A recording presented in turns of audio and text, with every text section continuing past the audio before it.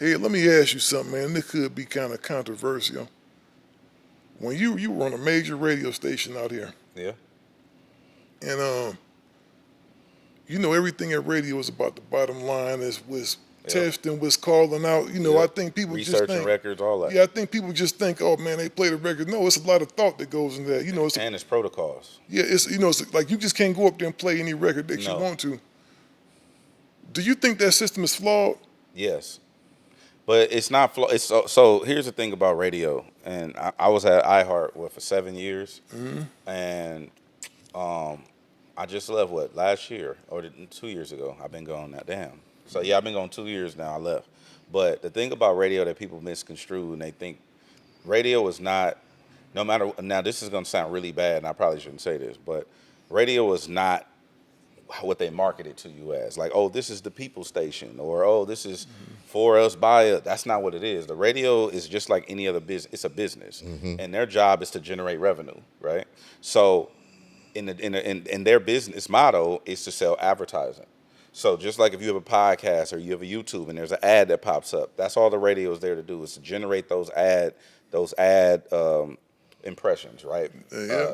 So they want you to hear that car dealership. They want you to hear that soft drink that they selling, or whatever the case may be. That toothpaste or anything. Whatever they selling, right? Yeah. So the way the system is set up, it is to incentivize people to hear as many advertisements as possible. With that being said, that's why they play the most popular songs in the world or in the country. Because if you are if you have a podcast, if you own the Gangster Chronicles podcast, and you know that there's going to be 1 million people listening to this Drake record, you want your podcast advertisement to come right after that Drake record, not after an unknown Big Steel record that nobody heard, because you're gonna minimize the amount of people listening. That's all the radio is. It's not really rocket science. And then when it comes to the DJs and the radio personalities playing what they want, it's not. There's protocols, and the protocol is you can't just play whatever you want. It's not your. It's not that. It's not that. It's not that. Just like when I don't. That's how I know that a lot of people wasn't raised right. Whenever I have conversations about radio, because I don't know how y'all grew up. I can just go in the kitchen and just take whatever I want. This ain't your kitchen. I couldn't do that either. This is not your kitchen. My mom is. I pay the bills here. This is my refrigerator. This is my food. You come to me and you see, and now I might let you get this off a couple times. Right. But this ain't finna be every day. You in here just taking whatever you want. The fruit snacks, the graham crackers, whatever it is. You know what I'm saying? Because I run through a box of fruit snacks the first day. You goddamn right. Goddamn right. So, long story short, I always try to explain to people, like, when you are talking to radio personalities and DJs, approach it from a standpoint of they have to check whoever their superior is before they can play what they want to play. Not only that, you can't. I shouldn't say this, but I'm gonna say it anyway.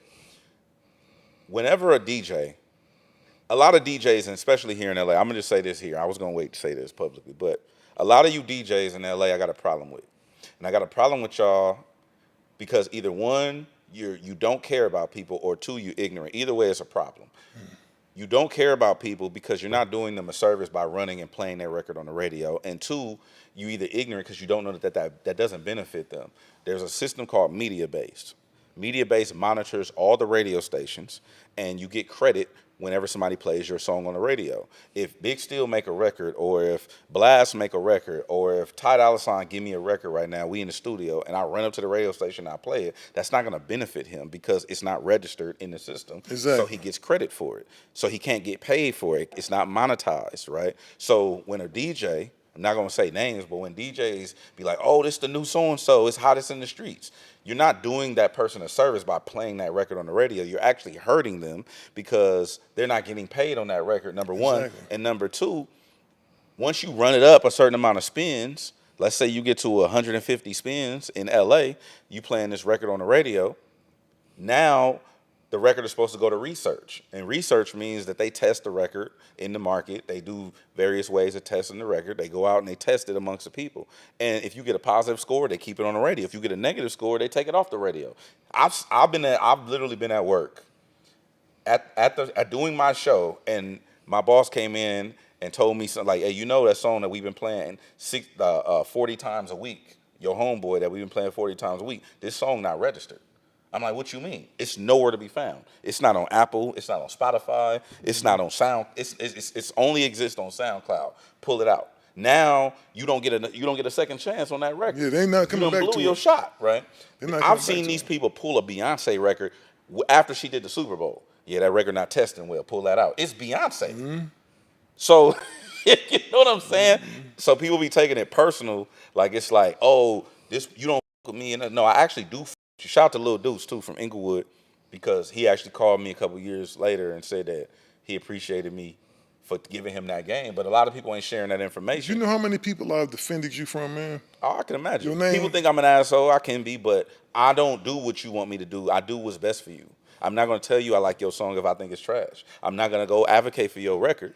I'm not going to go advocate for your record in these buildings with these white people because I know what they're looking for. So what do you call those people who do that? Who? Because you got a lot of those that won't give that. Man, I'm just going to be honest, man. It's not a good record. It's not a good song. What do I call those people? Yeah. I don't know.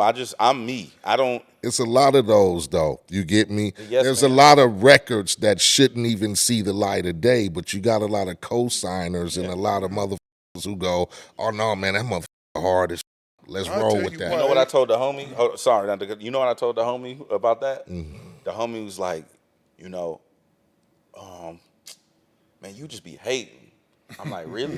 He's like, yeah, you the problem. I said, okay, let me paint a picture for you then, bro. Since I'm the problem, right? Because I'm the gatekeeper and I'm the one that's stopping you from eating by not playing your song on the radio, not knowing that you get a third of a penny for every time you get played on the radio. But since I'm holding you back in life, let me give you some game.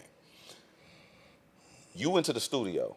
Because you don't record in the house, you go to a studio. You went to the studio. At the studio, there was a producer, there was an engineer. There was 4 girls. That's 6 people, right? That's 6 people. Then, on top of that, you had 3 of the homies there. That's 9 people. After that, you got the song mixed. That's another person. That's 10 people. Then it went and got mastered. That's 11 people. So you mean to tell me that this song was trashed through 11 other people, and because I told you it was trash, I'm the asshole? That's not crazy to you? You know what the problem is? You know Problem is them 10 before you is telling the nigga his shit is hard. That's what I was gonna say. That's the problem. Yeah. That's what I was gonna So say. that's what I'm trying to tell, bro. I'm not the problem, bro. Nobody gets honest. Now, I don't exactly just be I'm not exactly an asshole all the time.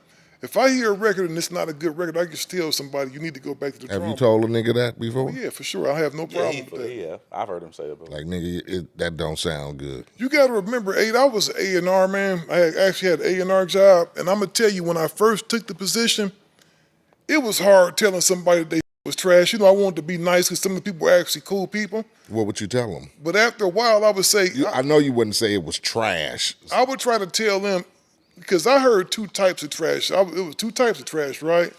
It was 2 types of trash. You would have a person... Recyclables and compost. Yeah, but you would actually have a person, you would actually have an artist that may have had talent, but they just had bad production. The hook game might have been, you could tell they still needed some more development, right? Those people, I would kind of spend time and tell them, hey, you need to do this, and I would refer them. Like, I would send people over to Fingers. Remember when Fingers was hot at the time? I would say, hey, man, you just need beats. Your producer ain't good. You just need to go get you a producer, Go holler at Fingers. Or you had the people that didn't have no talent, didn't have none. You would be looking at them like, why would you go out? And what was funny, you got those 2 different dynamics, right? You got the one person that got talent but can't afford no studio time, and you got the motherfucker that's trash, and it seemed like he got unlimited resources. He got a $30,000 music video with it. He done bought some tracks from Scott Storch. He done bought a verse from this person, and you hear the record, and what they'd make the mistake and do is they'll put the feature that they brought first, right? So you hear this jamming ass beat, you hear a feature like, yeah, this shit is hard. Then he come on, and it's like, bruh. Gangster Chronicles, we gon' tell you how it goes. If I lie, my nose will grow like Pinocchio. We gon' tell you the truth and nothing but the truth. Gangster Chronicles, this is not your average show.